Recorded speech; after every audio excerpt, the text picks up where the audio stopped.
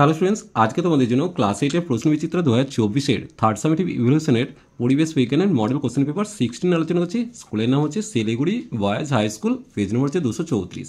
প্রথমে physical science পার্টটা দেখে নেবো। একে দাগ, সঠিক উত্তরটি নির্বাচন করে লিখতে বলেছে। একের কোশ্চেন, দুটি আয়নাকে এমনভাবে রাখা হলো যাতে তাদের মধ্যবর্তী কোণ হয় 60 ডিগ্রি। আয়না দুটির মাঝখানে একটি বস্তু রাখলে মোট প্রতিবিম্বের সংখ্যা কত হবে? দেখো, তোমরা এক কাজ করবে, 360 ডিগ্রিকে 60 ডিগ্রিতে ভাগ করবে, বিয়োগ 1 করে দেবে। এখানে পেয়ে যাবে 6, তাহলে 6 থেকে 1 বিয়োগ করলে 5। এই অঙ্কটা কিন্তু তোমাদের পড়বেই, আমি বারবার বলছি। এরপর দেখো, একটি বস্তুর ভর 1 কেজি, বস্তুর ওজন কত হবে? 9.8 নিউটন। এরপর 3-এর কোশ্চেন, তরলের চাপ ক্রিয়া করে কোনটা হবে? সব দিকে সমানভাবে। প্রদত্ত কোনটি উভধর্মী অক্সাইড? উত্তর হবে কোনটা? জিঙ্ক অক্সাইড অথবা অ্যালুমিনিয়াম অক্সাইড। প্রদত্ত কোনটির উৎপাদন অক্সিজেন একটি বৃহৎ শিল্পে ব্যবহার করা? উত্তর হবে ইস্পাত। এরপর দেখো 2-এর কোশ্চেন, গ্রাফাইট ও হীরকের মধ্যে কোনটি তড়িতের সুপরিবাহী? উত্তর হবে দেখো, গ্রাফাইট হচ্ছে তড়িতের সুপরিবাহী। অ্যালুমিনিয়াম অক্সাইডের সংকেত কোনটা হবে? অ্যালুমিনিয়াম অক্সাইড তোমরা মনে রাখবে Al2O3। এরপর দেখো, সমতল দর্পণে কী জাতীয় প্রতিবিম্ব সৃষ্টি হয়? অসৎ বিম্ব সৃষ্টি হয়। তাহলে এই জায়গাটা তোমরা লিখবে অসৎ বিম্ব। এরপর দেখো, কোনো বস্তুর ভর তার উপর প্রযুক্ত বল ও ত্বরণের মধ্যে সম্পর্ক কী?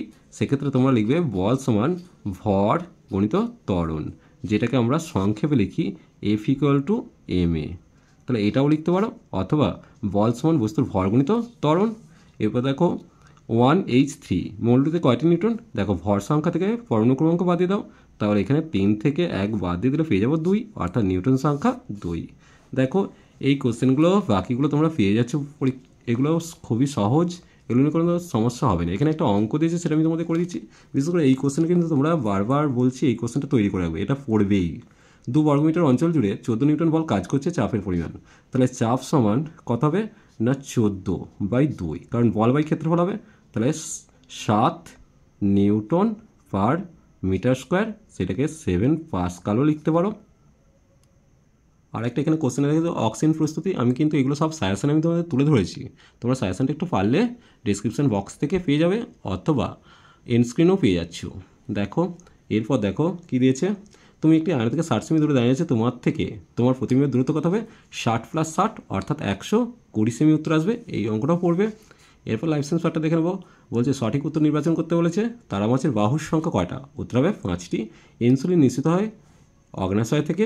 বহিঃক্ষরা গ্রন্থির উদাহরণ হলো লালা গ্রন্থি। ব্যাকটেরিয়া যে রাজ্যের অন্তর্গত? সেটা হচ্ছে মোনেরা। পক্স হলো একটি ভাইরাস গঠিত রোগ। এরপর একটি স্বাধীনজীবী ব্যাকটেরিয়া হলো অ্যাজোটোব্যাক্টার। এরপর দেখো 2-এর দাগের, আমলকিতে ড্যাশ ভিটামিন সর্বাধিক থাকে? সেক্ষেত্রে সি ভিটামিন সর্বাধিক থাকে। রসুনে উপস্থিত রাসায়নিক পদার্থটি হলো অ্যালিসিন হবে। তাহলে এই জায়গায় তোমরা লিখে দিচ্ছ অ্যালিসিন যৌগটা থাকে। এরপর দেখো, আমরা বাম স্তম্ভের সঙ্গে ডান স্তম্ভ ম্যাচিংটা দেখব। ফাইটোপ্ল্যাঙ্কটন কোনটা হবে? ডায়াটম হবে। তাহলে এই জায়গাটা আমরা 3 করে দিলাম। কেল্প হচ্ছে সামুদ্রিক শৈবাল, অর্থাৎ এটা 4 করে দিলাম। 10টি বাহু হচ্ছে স্কুইডে থাকে, এটা 5 করে দিলাম। চলো দেখো, এরপরে বাকি যে কোশ্চেনগুলো আছে এগুলো তোমরা পারবে, এগুলো নিয়ে কোনো সমস্যা নেই। দেখো, এগুলো কিন্তু আমি সিলেবাস, এগুলো তোমাদের উত্তরবঙ্গের বনভূমি সংকট, জীবন কৌশলতা শিক্ষা, এগুলো কিন্তু আমি বারবার বলছি, এগুলো সাজেশনের সমস্ত কিছু ধরা আছে। তোমরা সাজেশনটা কেয়ারফুলি করে যাও, তাহলে তোমাদের কোনো সমস্যা হবে না। চলো আজ এই পর্যন্তই। নেক্সট ভিডিও নিয়ে খুব তাড়াতাড়ি হাজির হবো। ভিডিওটি ভালো লাগলে লাইক শেয়ার কমেন্ট করো, পারলে চ্যানেলটিকে সাবস্ক্রাইব করে নিও। চলো টাটা।